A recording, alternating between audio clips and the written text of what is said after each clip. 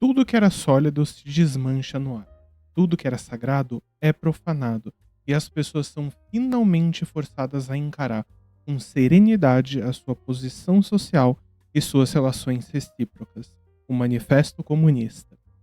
Oi, eu sou o Gabe e hoje eu vou falar sério com vocês nesse vídeo. Esse é o meu vídeo de posicionamento derradeiro, final, sobre toda a situação com a Ju Scaramucci. Aqui eu vou esclarecer pontos que tenham ficado dúvidas e ou questionamentos que possam acontecer. A Ju não conseguiu lidar com a minha crítica, muito respeitosa, e ao invés de atacar o que eu estava dizendo e o meu argumento por base, ela decidiu criar uma narrativa própria, distorcendo praticamente tudo que eu falei, que não condiz com a minha realidade, não condiz com as minhas crenças, não condiz com o que eu falei, como eu disse anteriormente. Colocando mais tempo de vídeo pra mim do que para as pessoas que, novamente, a xingaram de puta, de vagabunda, de todas essas coisas. Eu sempre fui respeitoso na minha crítica com ela. E ao invés de focar nas pessoas que realmente diminuem o que ela faz como trabalho, o trabalho sexual, ela decide focar em uma das poucas pessoas que não o fizeram. É mais fácil pra Ju falar coisas do tipo, ele é feio, ele tem cara de traquinas, do que realmente bater no mérito do meu argumento e do que eu tô dizendo. E é irônico a Ju focar tanto na minha aparência durante o vídeo e na minha imagem, quando ela mesmo diz no começo do próprio vídeo que ela é insegura com a dela. Insegura com relação à minha aparência. Felizmente começou a dar certo e até mesmo em questão de autoestima. A autoestima aumentou muito por causa do privacy, por causa dos ensaios, porque eu comecei a me enxergar como eu sou, sem ter, né, 1,5 milhão, tipo, vezes de cosplay, roupa e não sei o que, tipo, me ver ali, sabe? É legal. E não, em nenhum momento aqui eu vou focar em falar sobre a aparência dela. Eu não preciso descer no nível baixo de argumentação que ela chegou, porque eu tenho solidez em todas as minhas falas. Mas eu vou sim apontar contradições. Você é feio, tem cara de traquinas, mas não sou eu que estou fazendo procedimentos estéticos para poder me sentir na minha pele, para poder me sentir bem comigo mesmo. Não fui eu que mudei todo o meu rosto e photoshopei as minhas fotos em vários momentos para parecer que tenho a barriga chapada e a bunda maior. Se ela se sente confortável em apontar defeitos na aparência dos outros, ela tem que estar preparada para as pessoas apontarem para dela. Mas enfim, esse não é o foco do vídeo. Vamos para o que realmente importa. Sobre a questão que ela levanta de o Gabs me sustentar. Esse nunca foi meu ponto e não é meu ponto. Meu ponto é muito simples. Como podem vocês dois, canais que juntos têm mais de 1 milhão de seguidores, passarem por apertos desnecessários, apertos financeiros, mais especificamente? Canais como Nobu, tem mais ou menos 10 mil inscritos, e com o canal e trabalho de editor, ele consegue manter uma família. Canais como Ramsés tem mais ou menos 250 mil, e a gente não vê o Ramsés chorando por aí de que tá precisando de dinheiro. Canais como o Azulão tem 70 mil inscritos. O Professor Dark, 60k. Eles não falam dessas coisas, não falam que estão passando aperto, e vira e mexe a gente vê que esses vídeos têm patrocínios. Não me faz sentido, e é um pouco irreal, o Gabs ter 500 mil inscritos e postar só uma vez, em média, a cada 3 meses. De novo, não sou eu que tô falando, tudo que eu estiver falando vai estar na tela acompanhando. Como pode você, Ju, com 600k de seguidores no TikTok passando aperto?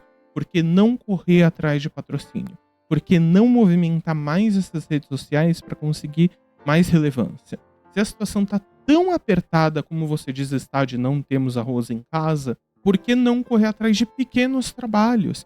Que mesmo não sendo ideal por tamanho que vocês têm, dá uma aliviada no bolso. O melhor, nem precisar procurar patrocínio, mas tratar o YouTube ou as redes sociais que vocês trabalham como trabalho. Manter um trabalho constante. Nada faz sentido nessa situação. Os números não batem, a matemática não bate. Outra coisa que também não faz muito sentido aqui é você no seu TikTok falando que tem borderline. O TikTok está sem áudio para não tomarmos direito autoral. Então é isso aí, o que vale é o vídeo.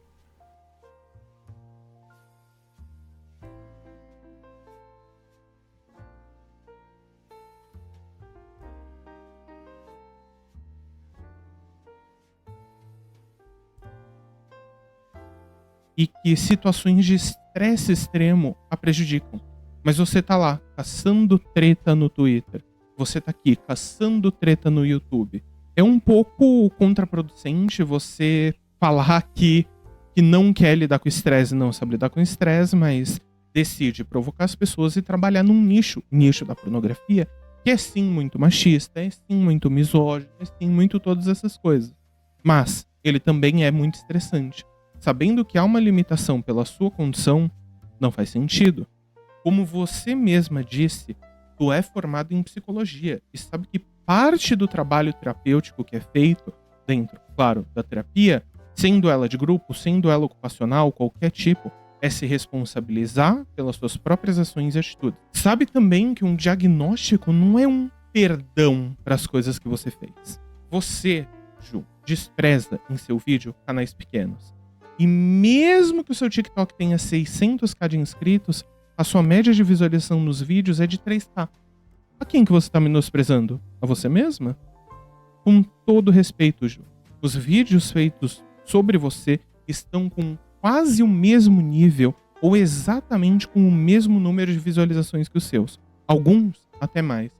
Como você consegue ficar com um papo de menosprezar canais pequenos quando olhando calmamente e friamente, o seu também é? Ju, se todo mundo consegue view usando a sua imagem, mas você não, reflete aqui um pouco comigo. Quem é efetivamente o problema na equação? Em uma escola, quando um professor reprova várias salas, várias turmas, de quem é a culpa? Dos alunos que reprovaram ou do professor que não sabe passar a matéria da forma correta? Eu gostaria de deixar claro que em nenhum momento para mim o problema é a Ju produzir conteúdo adulto. Pelo contrário, o corpo dela e as escolhas são dela. Mas bom, vamos para a parte em que eu realmente refuto ponto a ponto de tudo que ela fala sobre mim e essa situação. Antes de tudo, eu queria agradecer aos membros do canal. Um agradecimento especial ao Franz Astênia por ser o nosso primeiro membro de toda essa treta. Parte 1. A dicotomia. A Ju fala em seu vídeo que para ela deu certo o privacy porque ela já é conhecida na internet, conforme o vídeo a seguir. Bom, é um pequeno adendo que eu vou dar aqui pra vocês. Se caso você tá ouvindo isso aí agora, que nossa, cresceu o olho e você quer abrir um privacy ou um OnlyFans, tenha ciência que eu estou conseguindo também ter bastante retorno e tudo mais, porque eu já era uma pessoa conhecida. Eu já tenho vários anos de internet, já tenho carreira longa. Então você pense se realmente vale a pena, porque às vezes você vai fazer um privacy, fazer um OnlyFans e pra vazar é 2 toques e tem pessoas mal intencionadas na internet e podem acabar, às vezes, com a sua vida aí onde você mora. Então repense bem sobre isso. Até esse ponto, ela realmente está correta. O problema começa quando ela própria mostra vários valores razoavelmente altos de forma seguida. Essa mostra de valores de forma seguida, mesmo com o aviso anterior, cria uma ilusão que ser uma modelo do privacy vale a pena, principalmente na realidade brasileira hoje. Afinal de contas, o salário mínimo do Brasil hoje está em torno de R$ 1.400. Quando você mostra ganhos de 300, 400, 900 reais por dia, qual é a imagem que você, Ju, está passando para as pessoas? Não sou eu quem estou falando desses valores. Quem está falando de todos esses valores são você, conforme mostrado no vídeo a seguir. Eu fiz alguns cortes para botar os valores todos compilados, mas é um vídeo de praticamente 1h10 em que ela passa vários minutos falando sobre o quanto ela ganhou com privacy, o como privacy é legal com ela, mas eu fiz uns cortes dos momentos mais importantes para vocês terem noção do que eu tô falando e da ilusão de dinheiro que essa situação gera. Eu comecei a ter uma média de ganhos por dia de R$100, de R$81,52. Quase R$2.000. Por causa de uma mentira que eu não fiz nada. Só inventaram e divulgaram como verdade absoluta. E olha só, eu sou muito burrinha, gente. Eu esqueci de colocar as coisas certinho. Eu acabei confundindo um pouquinho as coisas, hein? Esse valor de R$1.981,52 foi o que eu fiz no segundo dia que criaram essa FIC. Mas no primeiro dia que aconteceu isso, na verdade o valor foi de R$2.926,24.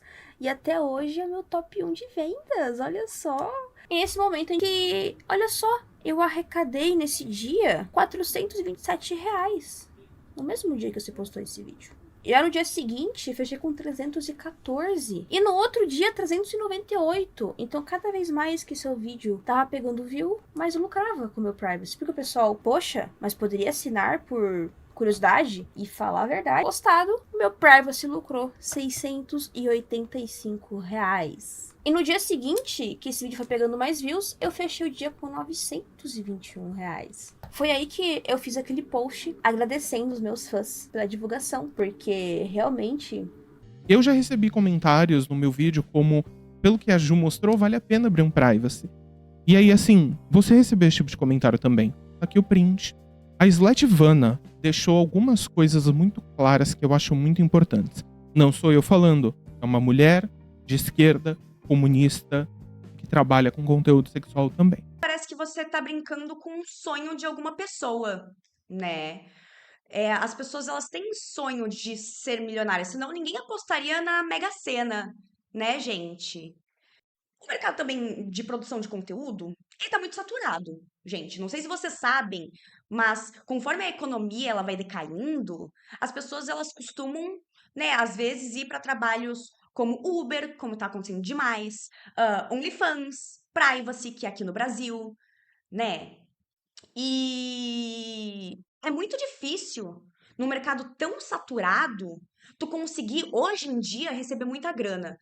Os produtores de conteúdo, eles, infelizmente, têm cada vez menos espaços em redes sociais. Então, assim, quem consegue se sobressair fazendo conteúdo adulto são pessoas famosas. As pessoas que elas lucram com a associação da sua imagem ao produto. A Kardashian, se ela não estivesse vendendo hoje, tá? Como ela daqui a pouco a gente vai ver isso. Se ela não estivesse vendendo hoje conteúdo sexual, ela estaria vendendo outras coisas associadas à imagem dela e ainda ganhando grana. Por quê? Porque é já a imagem dela que vende. Não é mais o trabalho sexual que vende.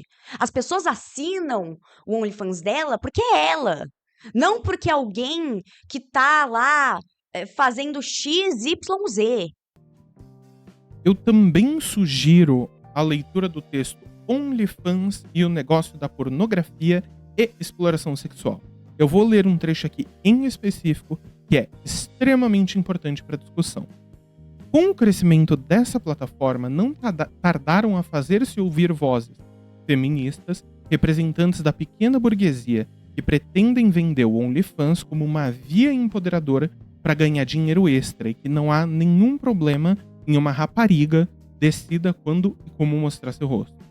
Inclusivamente, algumas atrizes pornô e modelos conhecidas que fazem parte dessa plataforma afirmam obter rendimentos de milhares de dólares por mês através da venda de suas fotografias e da interação com os clientes, um autêntico canto da sereia para os milhões de jovens e menores de idade que, perante a falta de qualquer oportunidade laboral e a impossibilidade de uma independência econômica, se veem atraídas para a indústria da pornografia, presas em ciclos de prostituição, para procurar uma solução rápida para o futuro de miséria que este sistema os reserva. A mensagem aqui, pra mim, Ju, não tá clara. Vale ou não vale a pena ser uma modelo do privacy? Parte 2. Para quem você produz? A minha questão é, se você tem um ódio tão genuíno, e com razão, de uma parcela da internet que são os incels e nerdolas, por que produzir conteúdo voltado a eles? Produtoras de pornografia feministas existem e elas produzem algo muito diferente do que o privacy da Ju é. Claro, a Ju pode não querer se associar a uma produtora para fazer seus vídeos, e nesse sentido eu havia me expressado mal anteriormente. Vou me corrigir aqui. A Ju não precisa entrar em uma produtora alternativa feminista, mas sim estudar os métodos de gravação, roteiro e tudo mais que cerca um entretenimento adulto não convencional. Alguns exemplos de coisas a se estudar são a Abby Winter, que vai produzir um conteúdo mais real e menos idealizado, sem uma superprodução de maquiagem, corpos perfeitos ou mulheres super siliconadas. O método de produção da Joy Bear também são importantes de estudar. Eles vão valorizar o beijo, o toque e vai trabalhar o ato de transar como algo não tabu. A Vex Ashley também é alguém que vale dar uma olhada porque ela tem um viés mais artístico e diverso dentro da sua arte. A Erika Lush é um dos principais nomes desses meios. A contribuição dela dos filmes é botar o corpo de uma mulher real como evidência. Tem um TCC muito interessante sobre isso, que compila essa discussão do trabalho da Erika, cujo nome é O Cinema Pornográfico de Erika Lush, a Teoria Feminista na Prática. Mas claro, a Gil pode fazer da forma que ela quiser. Mas esteja preparada para ser chamada de hipócrita.